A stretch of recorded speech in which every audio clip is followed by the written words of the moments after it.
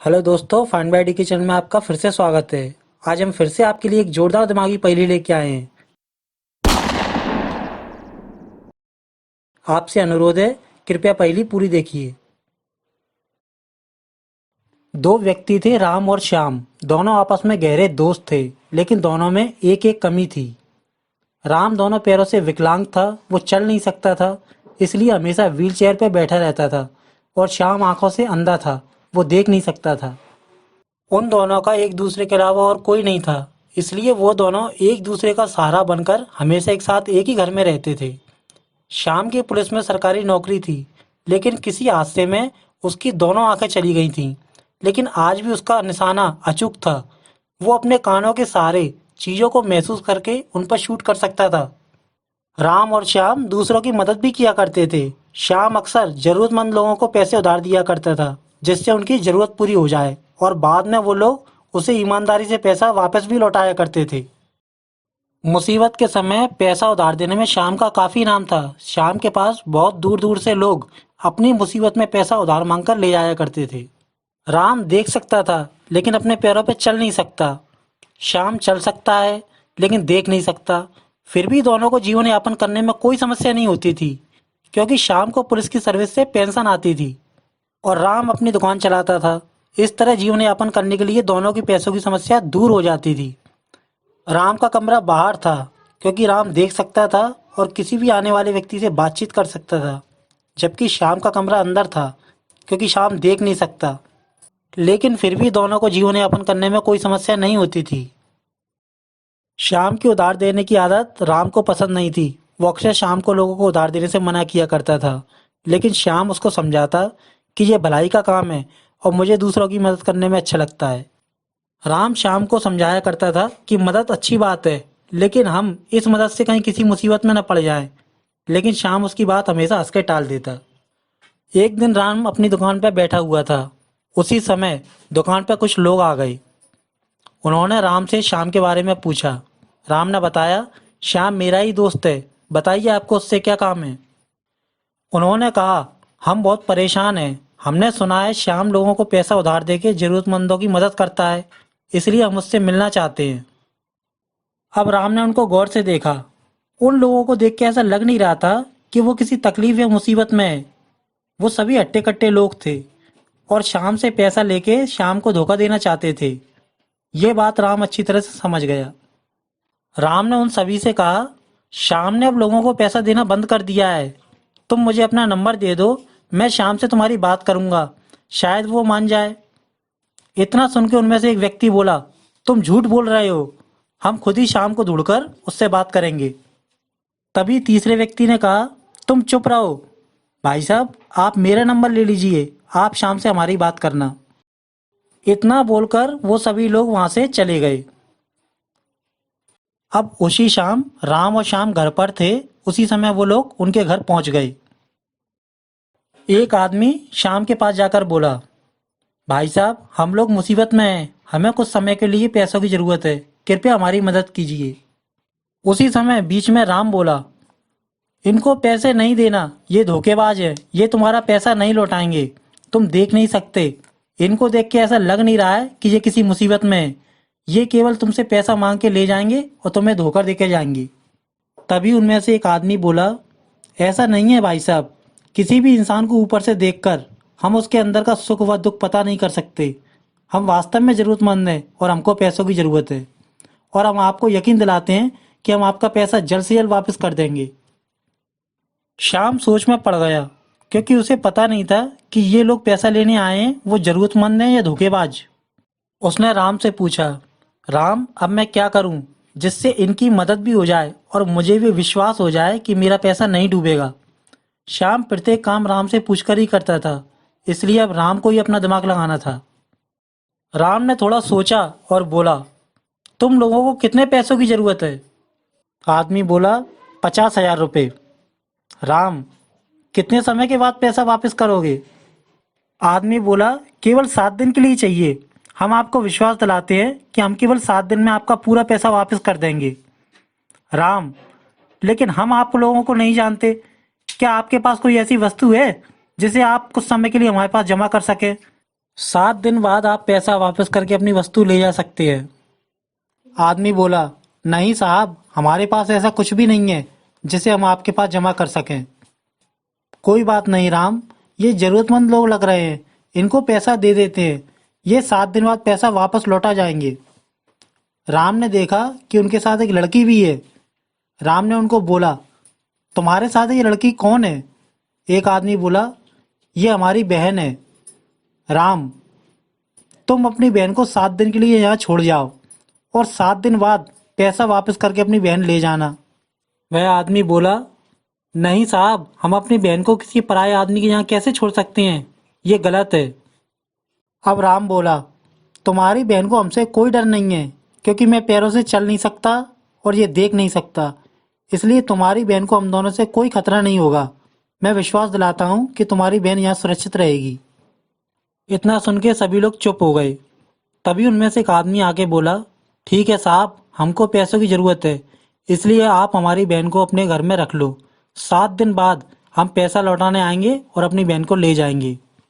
इस बात को सभी लोग मान गए और उनमें से एक आदमी ने उस लड़की को अपना फ़ोन दे दिया। अब शाम ने राम के द्वारा उन सभी को 50,000 रुपये दे दिए।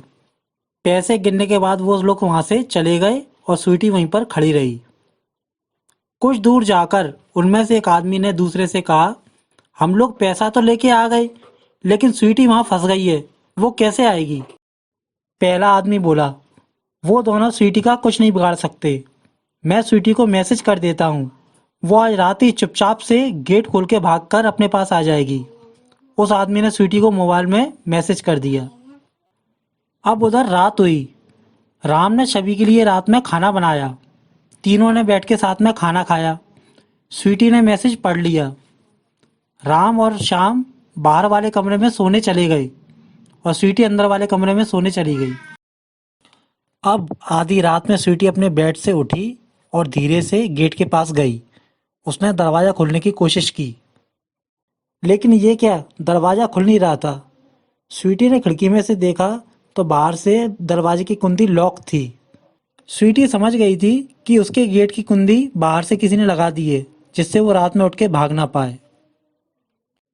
दूसरा दिन हुआ। स्वीटी जानती थी कि आज भी राम और श्याम में से कोई एक उसके दरवाजे की कुंडी बाहर से लॉक कर देगा, जिससे कि वो रात में उठ के भाग ना पाए। इसलिए स्वीटी ने दिन में ही चुपचाप से दरवाजे के कुंडी के पेच ढीले कर दिए, जिससे रात में लॉक लगने के बाद भी वो पेच खोल के दरवाजे से बाहर जा सके। अब दूसरी रात आई। तीनों ने साथ में फिर से बैठ के खाना खाया और स्वीटी ने रात में भागने का प्लान बनाया। स्वीटी फिर से खाना खा के अपने रूम में सोने चली गई। आधी रात में स्वीटी फिर से उठी और दरवाजे पे जाके दरवाजे को उसने खोलने की कोशिश की। उसने देखा दरवाज़ा बाहर से लॉक है। फिर स्वीटी ने दरवाजे के उस पेच को अंदर से खोलने की कोशिश की। कुछ देर तक घुमाने के बाद वो पेच खुल गया और स्वीटी चुपचाप दरवाज़ा खोल के बाहर आ गई। स्वीटी ने बाहर के कमरे में देखा राम और श्याम सो रहे हैं। अब स्वीटी ने चुपचाप से भागना चाहा। स्वीटी ने भागने से पहले कमरे में इधर उधर कुछ ढूंढने लगी। अब स्वीटी भाग नहीं रही थी, बल्कि कमरे में इधर उधर कुछ खोज रही थी, कुछ ढूंढ रही थी। थोड़ी देर बाद स्वीटी ने वापस अपने कमरे का पेच लगाया और अपने कमरे का गेट बंद करके अंदर सो गई। तो दोस्तों, इस पहेली का पहला सवाल, दरवाज़ा खुलने के बाद भी स्वीटी भागी क्यों नहीं, बल्कि चुपचाप से आके अपने कमरे में क्यों सो गई? अगर आपको इसका आंसर पता है तो प्लीज़ कमेंट कीजिए या कुछ समय का इंतज़ार कीजिए।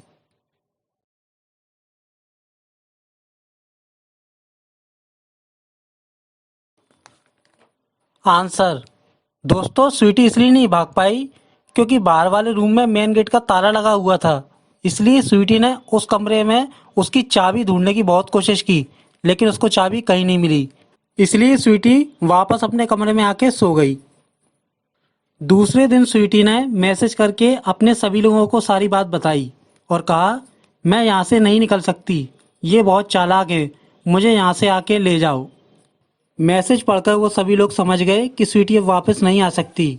अब उन लोगों को स्वीटी को वापस लाने के लिए 50,000 रुपये वापस करने होंगे। इसलिए उन्होंने राम और श्याम को मारने की सोची और उसको मारने का प्लान बनाया। वो सभी रात में राम और श्याम के घर बाहर आ गए।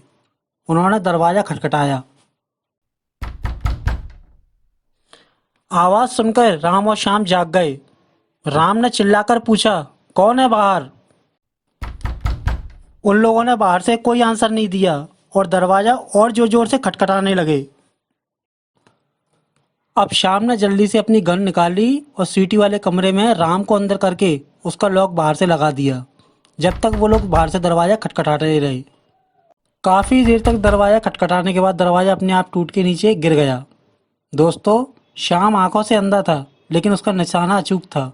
वो आवाज सुन के भी निशाना लगा सकता था। इसलिए जैसे ही श्याम ने कानों से दरवाजे टूटने की आवाज आई, उसने पहली गोली दरवाजे के बीच में मारी और दरवाजे के बीच में जो आदमी खड़ा था वो मर गया। अब सभी अपराधी चुपचाप वहीं खड़े रहे। सभी चुप थे। वो समझ गए थे कि श्याम आवाज सुन के भी अचूक निशाना मार सकता है। श्याम भी धीरे से दबे पांव अंदर हो गया। थोड़ी देर बाद बचे हुए तीनों अपराधी दबे पांव कमरे के अंदर आ गए और आकर कमरे में खड़े हो गए। अपराधी इस बात का ध्यान रख रहे थे कि कोई आवाज ना हो, वरना उनकी जान जा सकती है।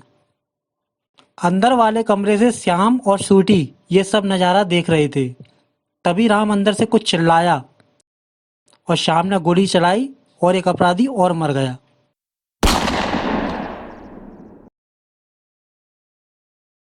दोस्तों, दूसरा सवाल, श्याम अंदर से क्या चिल्लाया जिसे सुन के राम ने गोली चलाई और दूसरा अपराधी मर गया? अगर आपको इस सवाल का आंसर पता है तो नीचे कमेंट कीजिए या कुछ समय का इंतजार कीजिए।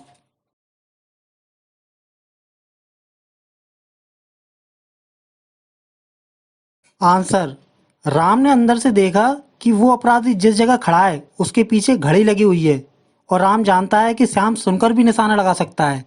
इसलिए उसने अंदर से चिल्लाया, घड़ी। बाहर श्याम समझ गया कि जहाँ घड़ी लगी हुई है उसे वहीं गोली चलानी है। इस तरह श्याम ने दूसरे अपराधी को गोली चला के मार दिया। दूसरे अपराधी को मरता देख बचे हुए दोनों अपराधी और ज्यादा डर गए।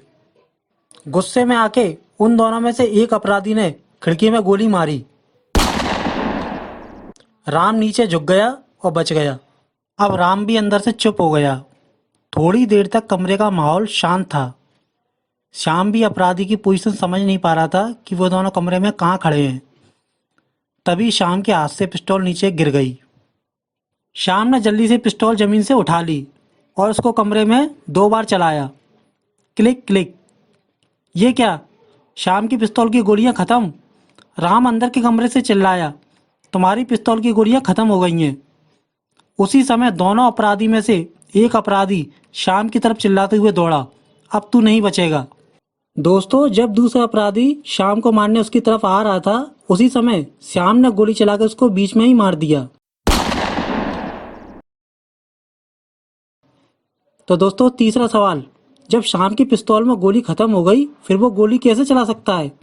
अगर आपको उसका आंसर पता है तो नीचे कमेंट कीजिए या कुछ समय का इंतजार कीजिए।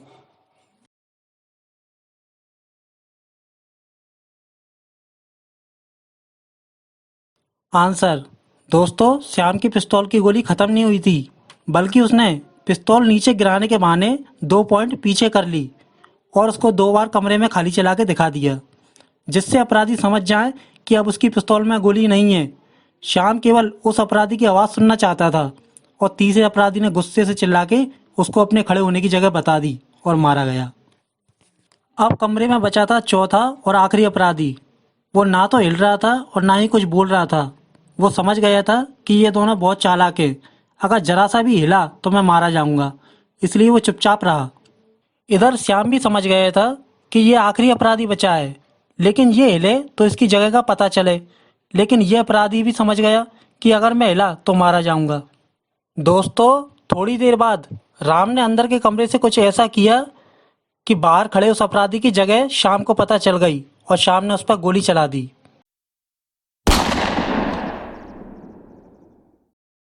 इस पहेली का चौथा और आखिरी सवाल, इस बार राम ने अंदर के कमरे से ऐसा क्या किया कि बाहर खड़े श्याम को चौथे अपराधी का पता चल गया और उसने उसको गोली मार दी?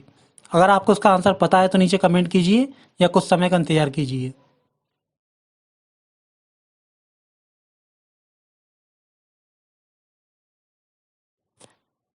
आंसर। दोस्तों, आपको याद होगा, सबसे पहले जब सभी अपराधी राम की दुकान पे आए थे तो इस चौथे अपराधी ने अपना मोबाइल नंबर राम को दिया था। राम ने इसी बात का फायदा उठा के अंदर के कमरे से उसको फोन लगाया और बाहर खड़े श्याम को घंटी बजने के कारण इस चौथे अपराधी की जगह का पता चल गया और श्याम ने फोन की घंटी सुन के उस चौथे अपराधी पे गोली चला दी और उसको मार दिया। तो दोस्तों, कैसी लगी आपको ये दिमागी पहेली? हम अक्सर अपने चैनल पे ऐसी ही दिमागी पहेली लेके आते हैं। पहेली अच्छी लगे तो लाइक व हमारे चैनल को सब्सक्राइब कीजिए। धन्यवाद।